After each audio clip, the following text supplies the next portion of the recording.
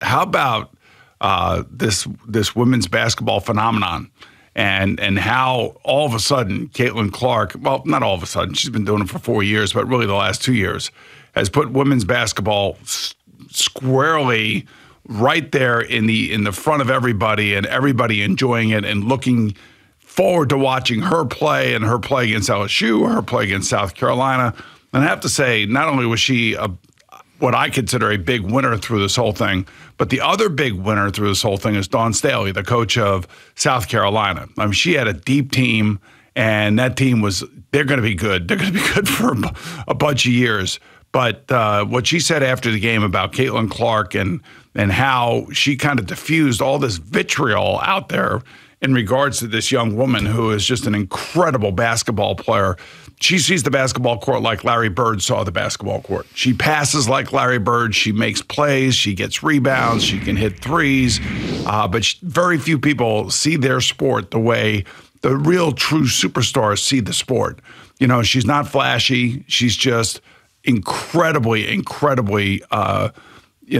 just sees the court. She has this natural thing about her that the top players like Steph Curry has it. Kobe Bryant has it. Michael Jordan had it. Larry Bird had it. Magic Johnson had it.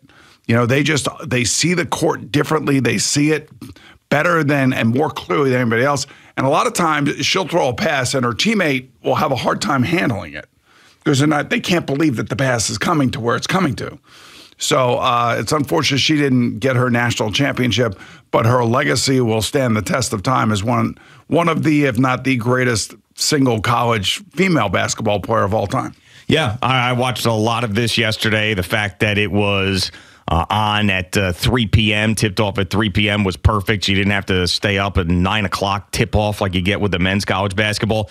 The thing I couldn't understand, though, was some of the hating that was going on leading up to this game. And I guess Diana Taurasi and Sue Bird, who were two legendary women's college basketball players and pro college basketball players, both were asked, who would you take, Caitlin Clark or Paige Beckers? And both of them like, oh, Paige, we're moving on. And they kind of dismissed her. And then there were some other people that had some negative things. I don't understand why. I mean, is it a jealousy thing?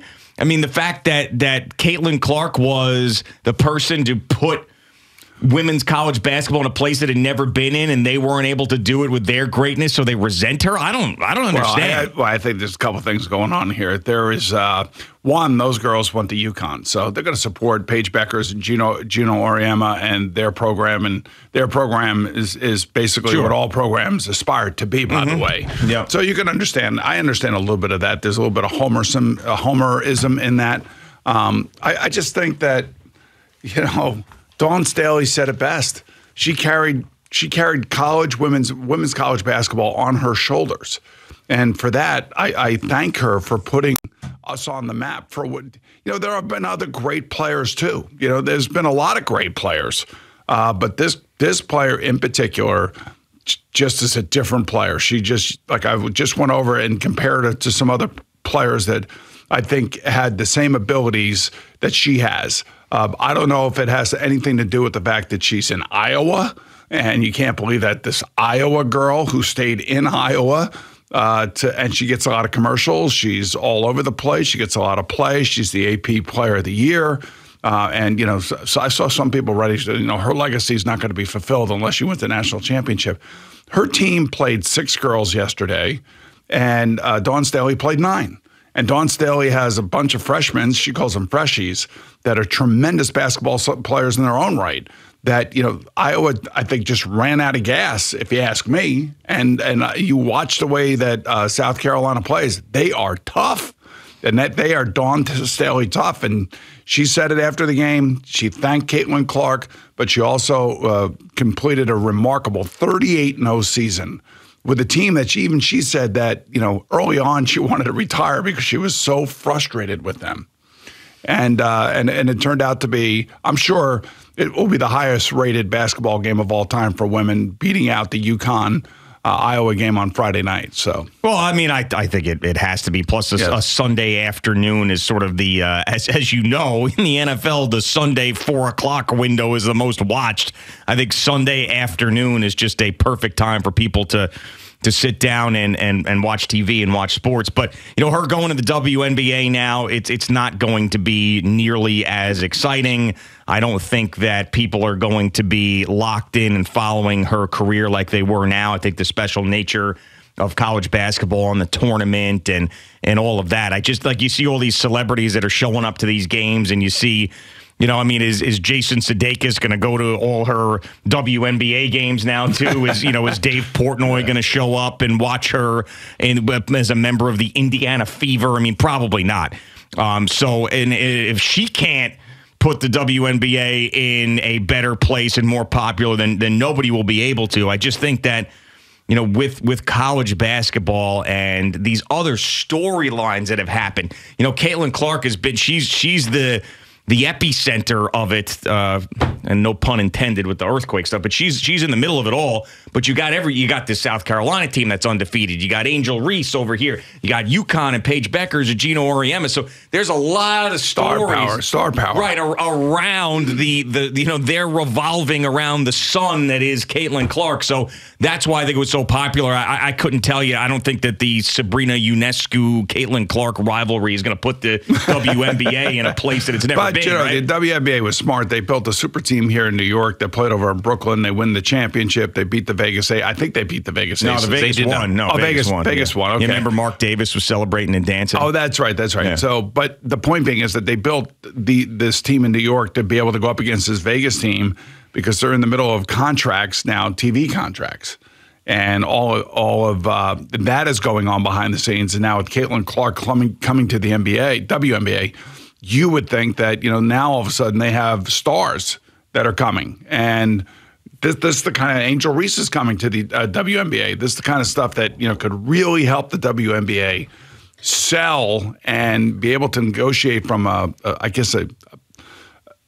like an angle of strength, if you will, because they're bringing in these new young stars. I would like to think that the WNBA players who have struggled all these years to get this place to legitimacy would appreciate that kind of, help. The other thing too, I was thinking about when people are coming out and talking about Caitlin Clark and she's going to have a rude awakening when she gets to the NBA and everything else. I say the same thing about like guys like Caleb Williams, guys like Zach Wilson, Josh Allen, Joe Burrow. It's not going to be, it never is easy. Unless, of course, you're CJ Stroud. Then it seems like it's easy. But, it's always going to be hard when you start going up against grown women, grown men, that kind of thing. So, man, I don't know. I was a little disappointed she didn't win yesterday, but I also understood that South Carolina has a great team, and they should be celebrated as well. So hopefully it works out for them. Yeah, I stopped in at a Sayville lacrosse fundraiser for the girls lacrosse team yesterday, held at the Portly Villager. So I went in, made my donation, my local donation, and guess what was on every single television in there? That women's basketball. Yeah. 100%. Single No TV. Yankees, no Mets, no nothing. Every single TV. Going back and forth. Now, it was a girls' sports fundraiser. That had something to do with it. Yeah. But, it was, and people were absolutely locked in. So it was, that's always a gauge for me, like what the local feel is, and people were totally into it, and I was entertained. I sat there and I told Gina, I said, I can't believe, I don't think I'm ever going to say this ever again, but I can't leave because I'm locked into this women's college basketball game. I will be back in about 10 minutes because I got to see the way that it ended, and then South Carolina pulled away. But it was fascinating. That's such a reasonable, professional, and unbelievable take by Dawn Staley. Why anybody would have anything other than something to say like that is beyond me. Yeah, and we saw some of that pushback on Caitlin Clark for whatever reason. I mentioned Diana Taurasi and Sue Bird, who, of course, were UConn basketball players, so maybe they didn't want to see her beat UConn, obviously. But then some other people, it's going to be a rude awakening for her in the WNBA. I don't know. I guess, heavy is the crown, Boomer. Yes, you're right. And she brought a lot of eyeballs to the game the last 2 years. There's no question about that. And it was good. It was good for the girls' game. You wanted to see these games because they were going to be intense, and they were. And all these girls saw each other last year in the Final Four last year, and in the Elite Eight. So yeah, I don't know. I just hope that there's other girls that are inspired by it, and they too, create a name for themselves, and they continue to grow the game. That's what you want. Do you think that they get? We were talking about this earlier this morning, between 5 and 6. Do you think that they have any carryover when she plays that first game on ABC or ESPN in the WNBA for the Indiana Fever? I think you'll see if she has success. Yeah. I think you'll see that she will carry over. And, what was interesting, last year, they built up the New York Liberty. The WNBA did this. So the New York Liberty and the Las Vegas Aces would end up, I believe, meeting in the finals, which they did. And the whole idea behind that was to get the big market involved with the best team and then start negotiating your new TV contracts under the guise of the popularity of those two teams. Now you have these next generation stars coming into the league outside of, coming out of college, which I only think is going to help.